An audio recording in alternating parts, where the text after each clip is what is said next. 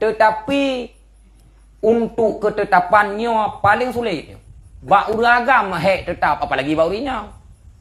Uragam hek bak menunggu, hek bak menunggu. Kalau orang lun bang galak kerau nah, mesti berah. Kan? Ikun le abang. Kan sabar dik moleh ro. Oh ilo ham tu me sabar, me ada kedinan jauh orang maju pun ni tinggal iji pun ni colong ikun. Ya. Jadi uri nang si urau hai sabar ya kan? Nah, si urau hai sabar. Mandum urang perle bugot. Ya. Bu mulia, mandum urang perle bu mulia. Anak perle mulia. Terus urang yang hana mulia yang perle bu mulia. Walakin azizum fir rijali sabatu, akan tetapi bermula yang sulit, yang sukar, yang ada ianya kesukaran pada uragam itu ketetapan. Akan tetapi bermula yang sulit pada uragam itu ketetapan. Mandum urang perle mulia, yang yang kebat tetap. Golom, yang lagi urang pula pakai sih. Ham tak pula ini.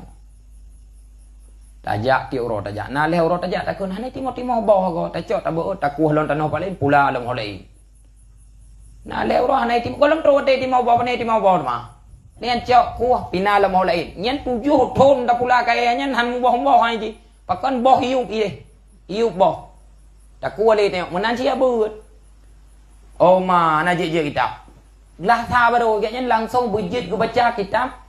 Tufah ni haya, bujit mali-mali. Hana canu, hana betul dah hayo. Lasa hanjit baca mali, kak pinah lain dua long lasa ante ka betul tan ana. Ha. Mandum urang perle kepada kemulia, tetapi untuk ketetapannya paling sulit. Bak uragam hek tetap, apalagi bak urinya. Ya, nya miata artikan rijalnya uragam. Miata artikan rijalnya urang dum somendang je.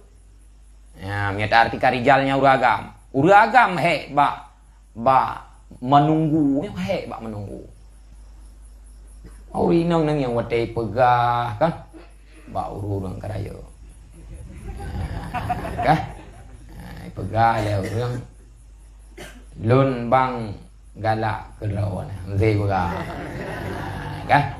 Ikun le abang. Kan sabar dik moleh ro. Oh ilo ham tu me sabar, me ada kedinan jauh orang maju pun ni tinggal iji pun ni colong ikut. Ya. Jadi uri nang si urau hai sabar ya kan? Nah, si urau hai sabar.